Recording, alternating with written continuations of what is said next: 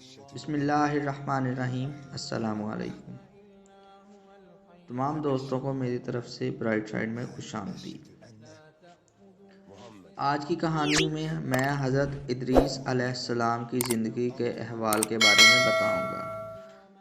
حضرت ادریس علیہ السلام جو اللہ تعالیٰ کے ایک برگزیدہ بندے اور نبی بھی تھے، ان کا نام ادریس اس وجہ سے پڑھا کہ وہ جو پڑھنے پڑھانے کا سلسلہ ہے یا درس دینے کا سلسلہ ہے وہ حضرت ادریس علیہ السلام نے شروع کیا، اس وجہ سے ان کا نام ادریس پڑا۔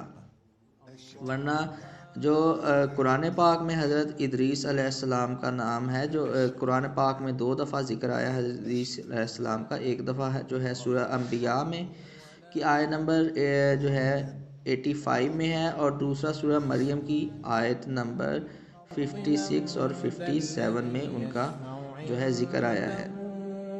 تو حضرت ادریس علیہ السلام کا جو اصل نام تھا وہ خنوق یا حنوق تھا۔ جیسا کہ پہلے بتایا کہ آپ کا جو ادریس ہے وہ آپ کا لقب ہے جو آپ کو درس دینے کی وجہ سے ملا تھا۔ حضرت ادریس علیہ السلام جو تھے وہ اپنا حضرت شیس کے بیٹے انوشکی کی نسل میں سے تھے۔ آپ کا جو ہے سلسلہ نسب تھا ادریس بن یادر بن محلل بن کینان بن انوس بن شیس اور بن حضرت آدم علیہ السلام، مطلب آپ حضرت آدم علیہ السلام کے 5ویں جو ہے نسل میں سے تھے۔ آپ کی جو ولادت مبارک ہے وہ عراق کے شہر بابل میں ہوئی تھی۔ آپ حضرت آدم علیہ السلام کے 500 سال بعد اس دنیا میں تشریف لائے۔ آپ سے پہلے حضرت شیس علیہ السلام نبوت کے منصب پر سرفراز تھے۔ نبوت ملنے سے پہلے آپ شیس علیہ السلام کے دین کو مانتے تھے۔ آپ پر تقریباً 30 صحیفے نازل ہوئے۔ آپ کے دور میں انسان جہالت اور بے ادبی میں اتنے گر گئے تھے کہ اللہ کو چھوڑ کر آگ کی عبادت کرنے لگ گئے تھے۔ مطلب جو قابیل نے ایک بت پرستی اور آتش پرستی کا سلسلہ شروع کیا ہوا تھا، تو لوگ اس پہ بڑی اپنا لگے ہوئے تھے اللہ کے راستے کو چھوڑ کے۔ تو اسی وجہ سے پھر حضرت ادریس علیہ السلام نے اپنے چند ساتھیوں سے کچھ سوالات کیے کہ اے اللہ کے جو ہے نبی ادریس، اگر ہم نے بابل کو چھوڑ دیا تو ہمیں ایسی جگہ کہاں ملے گی؟ تو حضرت ادریس علیہ السلام جو علم و ادب سکھایا کرتے تھے، لیکن آپ کی قوم نے آپ کی ایک نہ سنی اور صرف کچھ لوگ آپ پر ایمان لائے۔ اس پر ایک نہایت تنگ زندگی آپ نے گزاری۔ اسی زندگی سے تنگ آ کر جو ہے انہیں وہاں سے ہجرت کر کے اپنے ساتھیوں کے ساتھ کہیں دور جانا پڑا اور اپنا جو ہے شہر بابل انہیں چھوڑنا پڑا تھا۔ تو اس دور میں جو تھا مصر بہت ہی خوبصورت جگہ تھی۔ حضرت ادریس علیہ السلام جو ہے بابل سے ہجرت کر کے وہاں پہ مصر پہنچے اور وہاں پہ اللہ تعالیٰ کا شکر ادا کیا کہ آپ اللہ تعالیٰ کے حکم سے مصر گئے اور وہاں پہ زندگی گزارنی شروع کر دی۔ وہاں آپ نے اپنا علم پھیلایا اور وہ پہلے انسان تھے جس نے قلم کے ذریعے لکھا اور لوگوں کو بھی سکھایا۔ پھر آپ نے ان لوگوں کے ساتھ مل کر جو ایمان لائے تھے بابل میں برائی اور برے لوگوں کا ساتھ جنگ کی اور فتح یاب ہوئے اور دنیا سے ایک دفعہ برائی کا نام و نشان مٹا دیا۔ جو حضرت شیس علیہ السلام تھے وہ بہت ہی پرہیزگار تھے اور صوم و صیام کے بہت ہی پابند تھے۔ جو حضرت ادریس علیہ السلام روزہ رکھا کرتے تھے تو ان کی جو ہے سحر و افطار کا کھانا ہے وہ جو جنت سے آیا کرتا تھا۔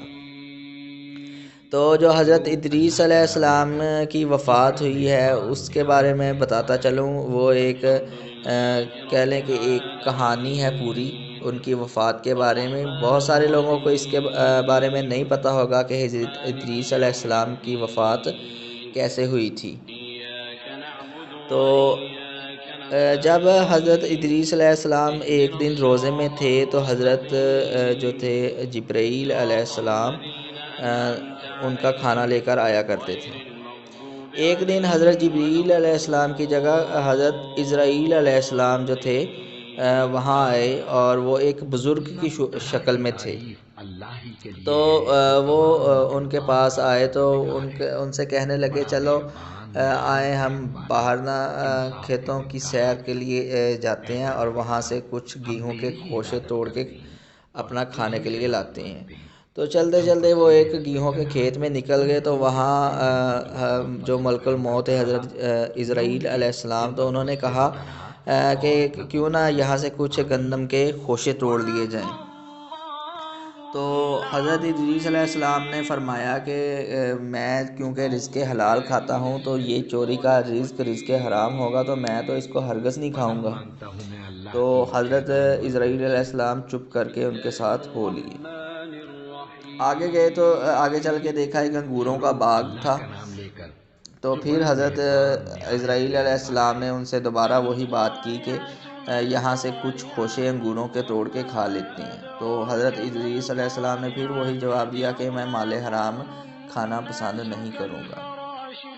آگے چل کے انہیں پھر ایک بکری نظر آئی تو پھر حضرت اسرائیل جو ہے انہوں نے اصرار کیا کہ کیوں نہ اس بکری کو پکڑ کے ذبح کر لیا جائے اور کھا لیا جائے۔ تو پھر حضرت ادریس علیہ السلام نے فرمایا کہ اے اللہ کے بندے، میں بار بار بتا چکا ہوں کہ میں مال حرام نہیں کھاؤں گا۔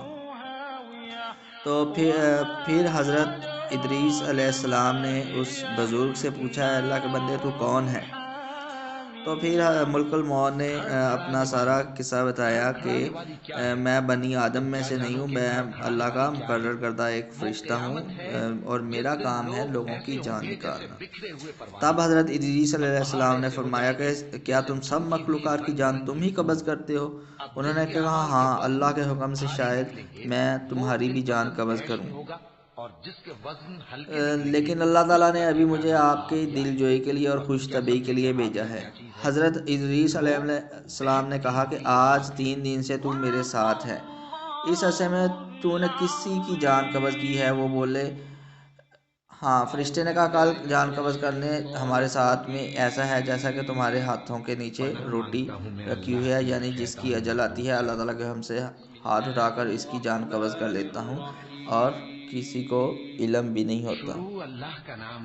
تو حضرت ادریس علیہ السلام نے حضرت اسرائیل علیہ السلام سے فرمایا کہ تم مجھ سے دوستی کر لو، اور کیونکہ اللہ تعالیٰ نے بھیجا ہی میری دل جوئی کے لیے ہے تو آپ مجھ سے دوستی کر لیں۔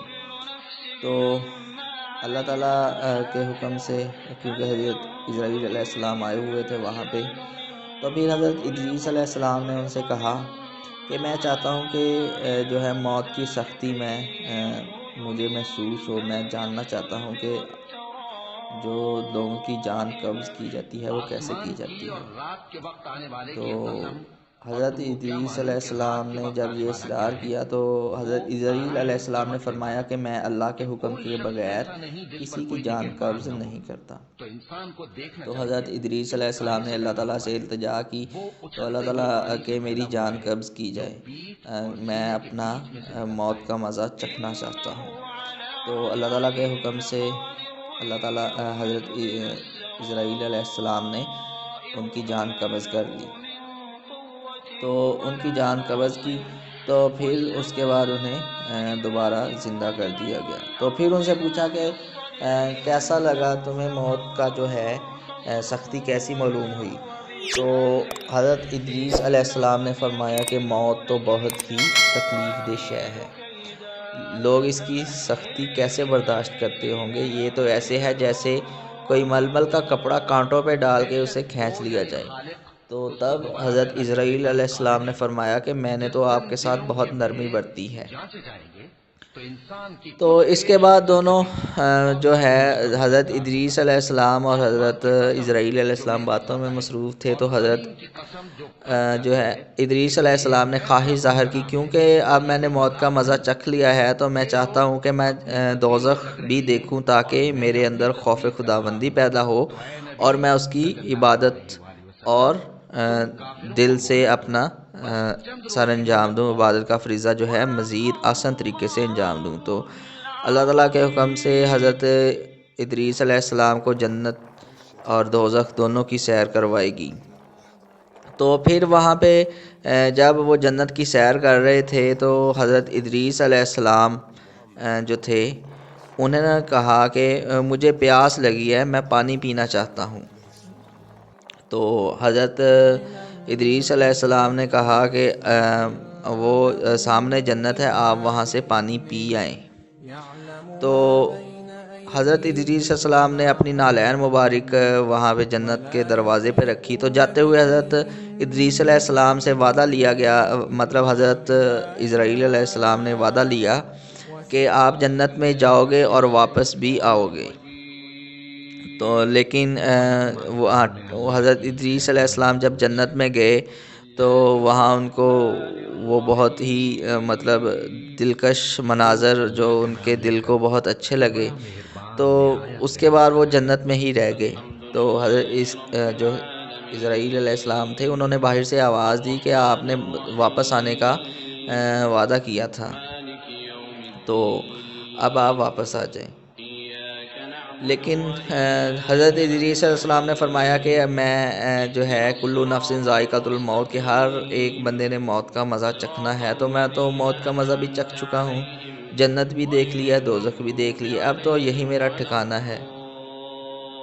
تو پھر غیب سے آواز آئی کہ تب تک جنت میں کوئی داخل نہیں ہوگا جب تک حضرت محمد صلی اللہ علیہ وآلہ وسلم اس جنت میں نہیں آئیں گے۔ اس جنت میں سب سے پہلے جو داخل ہوں گے وہ حضرت محمد صلی اللہ علیہ وآلہ وسلم ہوں گے، اس کے بعد ہی تمام باقی انبیاء اس جنت میں داخل ہوں گے۔ تو کیونکہ حضرت محمد صلی اللہ علیہ وسلم کے علاوہ کوئی سب سے پہلے جنت میں داخل نہیں ہو سکتا تھا، تو پھر اللہ تعالیٰ نے مقام غیب پر بہشت کے پیچھے ان کو اپنے پردہ غیب میں جگہ دے دی۔ تو حضرت ادریس علیہ السلام بھی تا قیامت زندہ رہیں گے، کیونکہ انہوں نے موت کا مزہ چکھ لیا تھا اور انہیں دوبارہ زندہ کر دیا گیا تھا۔ تو اب وہ اپنا بہشت کے پیچھے پردہ غیب میں اللہ تعالیٰ کی قدرت میں وہ زندہ ہے۔ تو جب اپنا اس طرف شیطان نے بھی ایک کھیل کھیلا کہ وہ فوراً پہنچا حضرت ادریس علیہ السلام کے بچوں کے پاس اور انہیں بتایا کہ تمہارا باپ مر چکا ہے۔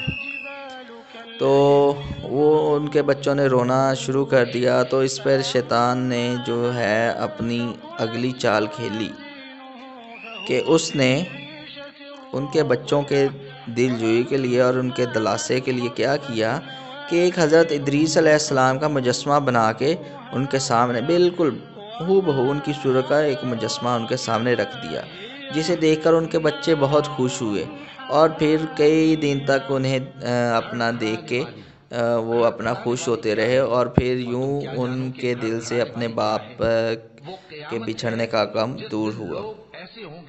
کیونکہ وہ مجسمہ نہایت ہی خوبصورت تھا تو وہ ان کے دل کی اطمینان اور دل کی خوشی کا باعث بنا۔ تو شیطان جو چاہتا تھا تو وہ اب اپنے مقصد میں کامیاب ہو چکا تھا۔ اب وہ جب بھی اپنے خوشی کوئی چاہتے، کوئی انہیں خواہش ہوتی، تو وہ اس مجسمے کے پاس آ کے اپنے حال احوال بیان کرتے اور شیطان ان کی وہ جو ہے غیر ضروری خواہشات کو پورا کر دیتا۔ تو آہستہ آہستہ پھر لوگوں نے اس مجسمے کو کیا کیا کہ اپنا پیشوا مان لیا کہ وہ ان کی مددگار ہے، وہی ان کا ساری مشکلات حل کرتا ہے۔ تو لوگوں نے اس مجسمے کو پوجنا شروع کر دیا۔ تو شیطان نے پہلے آگ کی پوجا شروع کروائی اور پھر اس کے بعد یہاں سے بت پرستی کی ابتدا شروع ہو گئی۔ تو یہ شیطان لعین کا مکروہ جو کام تھا، جو دنیا کو اللہ کے راستے سے بھٹکانا تھا، وہ شروع ہو چکا تھا تب سے جب سے اسے جنت سے نکالا گیا تھا۔ تو جب اس نے پہلے حضرت آدم علیہ السلام کے بیٹے قابیل اور حابیل کو لڑوایا، ان دو بھائیوں کو، پھر قابیل کے ذریعے اس نے دنیا میں بت پرستی کی ابتدا کروائی، اور اب حضرت ادریس علیہ السلام ان کے بیٹوں اور پھر ان کی قوم کے کچھ لوگوں کے ذریعے اس نے جو ہے بت پرستی کی ابتدا کروا دی۔ قابیل سے آتش پرستی شروع ہوئی اور حضرت ادریس علیہ السلام کی جو اولاد ہے وہاں سے بت پرستی کی ابتدا ہوئی۔ تو یوں حضرت ادریس علیہ السلام کا یہ قصہ تمام ہوتا ہے۔ انہوں نے تقریباً 65 برس کی عمر پائی اور وہ جنت کے غیبی پردوں میں ابھی بھی اللہ تعالیٰ کے ہاں زندہ جاوید ہیں۔ دوستو، آج کی کہانی آپ کو کیسی لگی؟ اس کا جواب ہم کامنٹس میں فیڈ بیک میں ضرور دیجیے گا۔ ویڈیو کو لائک کریں، چینل کو سبسکرائب کریں اور اپنی دعاؤں میں مجھے یاد رکھیں۔ اپنا بہت سارا خیال رکھیے گا۔ اللہ حافظ۔